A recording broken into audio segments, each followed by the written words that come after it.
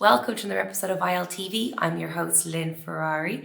If you're an American and you want to spend more than 90 days in Europe, you're going to need to navigate the Schengen Zone. The Schengen Zone is made up of 27 countries, soon to be 29, where Americans can spend 90 out of every 180 days. Croatia was added recently, and soon Romania and Bulgaria will be added too. Warren and Julie have been navigating the Schengen Zone since 2021, where they've been slow travelling through Europe with their two dogs by car. The country they spend most of their time outside the Schengen countries is Montenegro. They actually also purchased a property here in the beautiful World Heritage UNESCO Old Town of Kotor. That was a mouthful. Kotor is a stunning town, and on this video they share video clips of what life is like here and also share some cost of living budgets. It will cost you about half of what you can expect for a similar life on $6,000 a month in Orlando, Florida. Besides Montenegro, Julie and Warren will bring you through other options for countries to spend some time, including Serbia, which they are very bullish on. As Warren said, the restaurants are great, the people are fantastic, and they feel safe here. So I do hope you enjoyed the episode. Warren and Julie wanted to pass on, which I think is a good message. If you're an American and you want to spend more than 90 days in Europe, you don't have to see leaving the Schengen zone as a negative thing. It can be a truly wonderful experience to visit these other countries. So leave a comment below if you have any feedback or if there's any other videos you'd like me to cover. You can follow Warren and Julie's journey on their YouTube channel, also linked below. And do check out the International Living website, or if you want to sign up for our free daily postcards, which is an e-letter, we'll explore lots of ideas like this and other opportunity overseas ideas too. So again, I hope you enjoy the episode and I'll see you next week. Hey everybody from International Living, this is Warren and Julie, and we are in Antalya, Turkey. And today we're going to tell you about the Schengen Shuffle. So if you're not sure about the Schengen, but you're hoping to travel Europe specifically, you're going to need to know about it.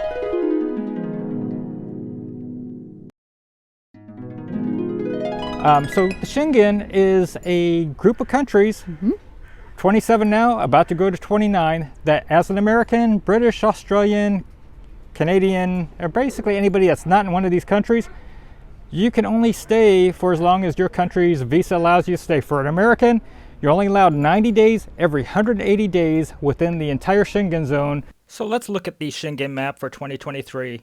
Croatia has been added to the Schengen list, and Romania and Bulgaria just barely missed joining in 2023. So when we look at the Schengen, this is a zone where people can travel country to country without showing passports, just like you would in the United States, driving from Arizona to New York. You wouldn't be stopped along the way. Same concept. So you'll see that Romania and Bulgaria are in pink. They're expected to join in the near future. So one of our favorite countries outside of the Schengen zone is the small country of Montenegro, which is right up there against Croatia, not far from Dubrovnik. And Montenegro is a great little country with a population of 650,000. The cost of living there is much less expensive than most areas of the United States and fairly inexpensive compared to most of Western Europe. Now, one thing to know, when you have to leave the Schengen zone, it doesn't have to be a punishment. There are great countries to visit and spend time in that are not Schengen. And we quite enjoy hanging out in Montenegro. We actually bought a small home here to use as our home base inside the UNESCO Heritage Old Town of Kotor, whose walls date back to the 800s, and our home is actually dating back 600 years. This is the square in front of our home in Montenegro, a place for us to get a coffee, tea, beer, wine, dinner, and enjoy the evening and people watch. We spend a couple months a year in Kotor, Montenegro currently. Now, Montenegro overall is very affordable if you chose to make a home base here. For $3,133 in Budva, which is a tourist area here in Montenegro with beaches, it would be the equivalent of having $6,000 in Orlando, Florida. So overall, compared to many places in the U.S., this is going to be very cost effective, and give you a great quality of life. So I've been out here swimming at Budva. It's about 90 some degrees here near noon, and the water here is cold and refreshing, so it's worth coming out and hanging out and cooling off. So typically when a cruise ship leaves Dubrovnik in Croatia, the next port is in Kotor, Montenegro. There's a lot to see here, and it's a place that you can easily come and spend your 90 days to help recharge your Schengen clock. So let's take a quick stop at the new Schengen country of Croatia, where Dubrovnik is nearby with a large airport. Okay, so where are we? Dubrovnik, Croatia. Dubrovnik, Croatia. You can't mistake this place with these walls. They're just awesome. This was the backdrop for many scenes out of Game of Thrones and many movies, and we're excited to go walk through here. Everybody knows Warren likes Game of Thrones because he named his dog after Arya. I did.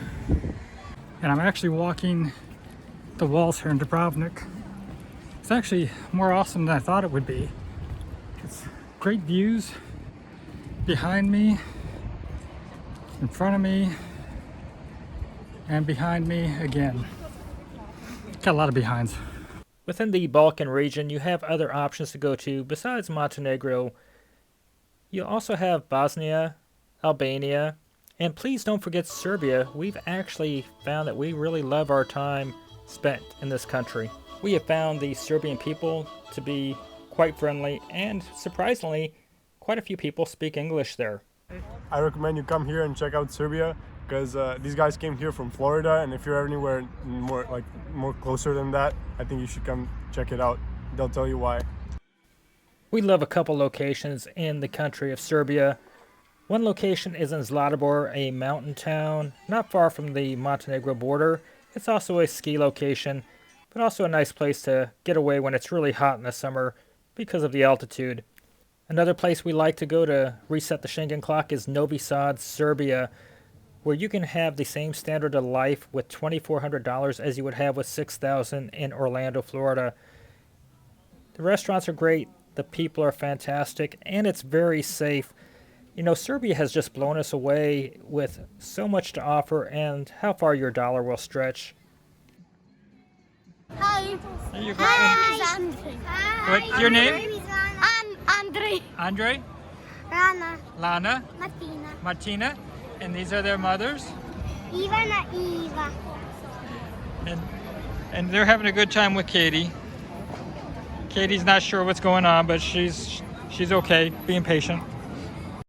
A location we can't recommend at the moment for you to go and check out and reset your Schengen clock in is Lviv, Ukraine. We loved our time there. We were very fortunate that we got to get there in the summer of 2021, and the place was vibrant. The cost of living was fantastic. It was a very great place to go to, and we hope that in the near future things will change and that you can get a chance to visit this wonderful country and meet the people. It is not in the Schengen and one of the most cost-effective places in Europe. Let's take a quick trip to the other side of the continent. Let's look at the United Kingdom and Ireland. So you can go stay in the United Kingdom for 6 months as an American citizen. Most countries will only give you 90 days. So having that 6 months in the UK is quite helpful. And you might be thinking, well, hey, the UK, that's awfully expensive. There are actually places where it's less expensive than the common US city. Like in Bristol, England, it will cost $5,098. For the same quality of life, it would cost $6,000 in Orlando. Not cheap, but better than most places there. Now, if you're following Julie and I, you know that we're traveling by car through Europe with our 2 dogs. That makes it easiest for us to travel. I've been to 42 countries so far, Julie to 39 as of the time I'm making this video. And we've traveled through most of Europe, and we really enjoy spending time there. Unfortunately, due to the Schengen, we can't just go and spend 90 days in a country and move on to another country. And so hopping in and out of Schengen is what we have to do, unfortunately. And so most of our videos that we do in time is spent in the non-Schengen countries because we have to spread ourselves so thin throughout the Schengen. We love the countries we go to, and we try to make the most of it. So in this previous year, we've been able to go hang out in Hungary, Poland, Slovenia, Slovakia, Austria, and the Czech Republic before we had to dart back outside of the Schengen to another country. This is what the largest or the most popular bath in Hungary looks like. It's actually quite large. It goes quite a ways down that way as well. Of course, a 90-day limitation doesn't matter much if you're just a tourist, but if you want to slow travel and really get to know what it's like to stay somewhere, you want to take it slow and easy, like Julie and I do. So I think probably one of the things about Budapest that we agree on is probably one of the better cities for are the parks. Oh yeah. The parks here are fantastic. We've been enjoying picnicking in them. Yeah, it definitely makes for a cheap afternoon to just go grab something or make something at the house and throw a blanket down here at the park. And so City Park and Margit Island are really nice places. Especially with dogs. If you're going to come and live here, I can see, especially in the summer months, this would just be a really nice thing to do and hang out on a regular basis. Slow traveling gives you the best of all worlds, and it's less expensive per day, and you get a good quality of life. You having a good time, are you? Yeah. You're a well-traveled girl, well-traveled dog. You liking this Hungarian parliament? I love you, baby.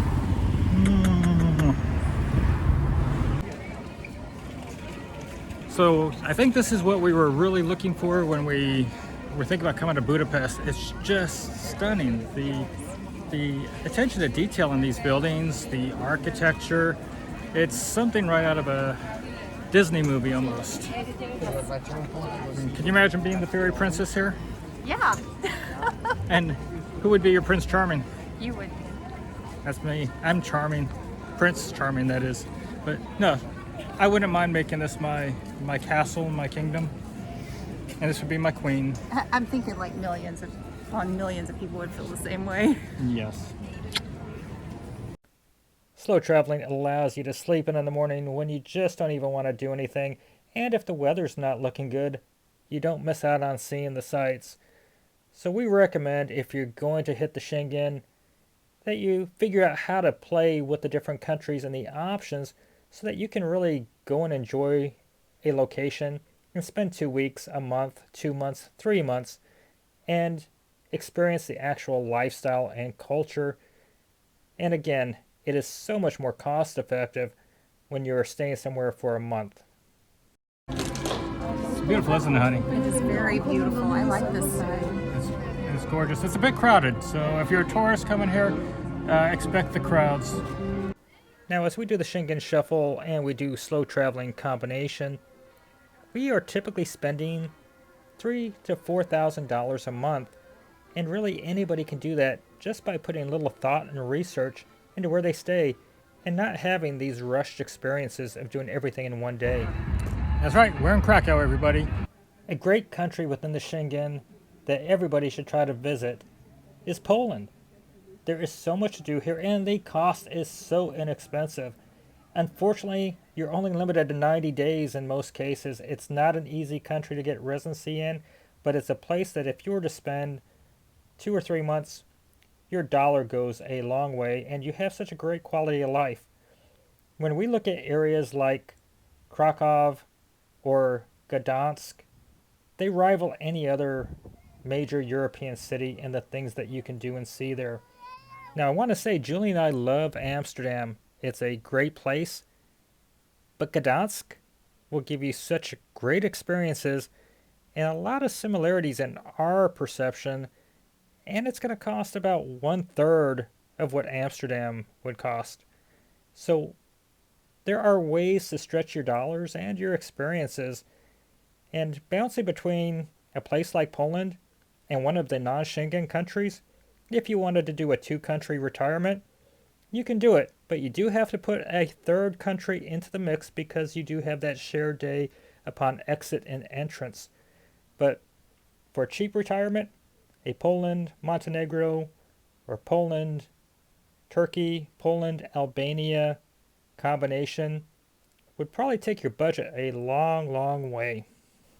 As we take a look at scenes here in Poland, I want to make sure that everybody is aware that if you're going to do the Schengen Shuffle, the ETIAS, ETIAS, is coming into effect soon. And the ETIAS is a background check that will have to be done for your access into the Schengen. It will be an electronic form that you'll have to fill out, and you should be able to receive confirmation of being able to enter the Schengen within a few minutes. You'll go online to fill out the form. It will cost about €7, and it will be good for 3 years or until your passport expires, whichever is less. So you'll want to make sure that you keep an eye open for that ETIAS form. That's the only way you're going to be able to access the Schengen in the coming years. Now, while Julie and I own a home in Kotor, Montenegro, we are highly considering spending a large amount of our retirement time in Poland, whether that's going to be in Gdansk or Krakow, which is actually pronounced Krakow in Poland, is yet to be determined.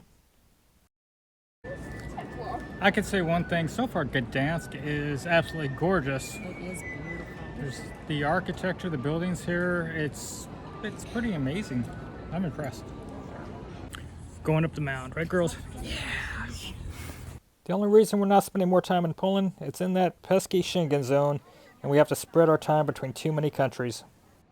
So behind us is the oldest vine in the world for grapes. It's 450 years old, and it's still producing grapes and wine today. I'm gonna see if I can get a glass of this wine. So Slovenia and Slovakia are a couple other affordable countries in the Schengen that if you were choosing to try to balance yourself out between a couple inexpensive countries with some non-Schengen countries to not have residency, you're able to shuffle basically back and forth between those countries and have a pretty good standard of living. Let's look at some of these other countries. Albania allows an American to hang out for 12 months without doing anything special. And so does the country of Georgia. Now, as a reminder, if you're transferring from a Schengen country to a non-Schengen country and you're leaving one place for 90 days and going to another for 90 days, that day that you're transferring countries counts as the same day. So if you're choosing to fly into a country such as Turkey, which we go to quite often, you have to remember that you have to spend another day in another country. So maybe you want to pop over into Georgia from Turkey or take a flight somewhere, but you'll need to split it up. So having those countries like Georgia, Albania, and the UK that allow you to stay for over 90 days, you can go there for basically a one stop and do 91, 92 days and be done with it. But we like going to Turkey, very cost effective, and they love our dogs. So we would highly recommend using Turkey as a location also for your Schengen Shuffle. And if you want to fly in, Istanbul has a international airport that can't be beat. And you can fly to anywhere in the world from Istanbul, and oftentimes relatively cheap. And I know a lot of people have watched one too many Liam Neeson movies and have a fear of what it might be like in Turkey. It's not like what you think. Go check it out for yourself. Let's talk about Bulgaria and Romania for a moment. They both almost went Schengen this year. The vote from all members of the Schengen has to be unanimous to accept a new member into the bloc of countries. They need to have strong borders and pass a corruption test. Right now, Austria and the Netherlands stood between Bulgaria's joining the Schengen, and only Austria voted against Romania. So this said, we expect that they'll eventually go Schengen in the near future. So planning to make a home base there, unless you're going to get residency or you're okay with leaving the country for 90 days and coming back for 90 days and going to a non-Schengen country, it makes it hard for us to give you a strong recommendation to home base there. But if you can get residency in these countries, that should be able to suffice to give you access into other Schengen areas if they did actually become part of the Schengen. Now, the people there are great, and whether or not they are in the Schengen, we suggest that you find time in your schedule to go check out both these countries. They are both very cost effective, and we plan on going back over and over. The people there are fantastic. And of course, if you're following us, you know that our car is registered in Bulgaria, so we have to go back every year anyhow. So we are here in Brasov today. We got all these great kids that are also visiting Brasov from another city that's ways away from here, and they're all living on our dogs, and they speak English, and they're just really cool kids. Thank you. So we hope that this has been somewhat enlightening, that you have a better understanding of the Schengen and where your options are, and that just because you have to leave the Schengen zone as Americans doesn't mean that that's going to be the negative side of your travels. That's, you know, that I think we enjoy our time outside the Schengen as much, if not more, because of the cost effectiveness of it, than we do sometimes being in the Schengen. Yes, traveling off the beaten path is lovely. It's unique. Yeah, so, you know, just look at the other opportunities out there and just embrace the world, and just, you know, the rules are what they are, and we hope that you're going to be able to continue to do your travels, continue to follow your dream. And from Julie and I in International Living, have a great day, everybody. Goodbye. Bye-bye. Wonderful trip, guys. Bye-bye. Bye-bye. And there you have it, another episode of ILTV. Thank you so much for watching. I hope you've enjoyed it. Be sure to hit the subscribe button below, turn on your notifications so you don't miss out on any future videos, and join me for next week's episode.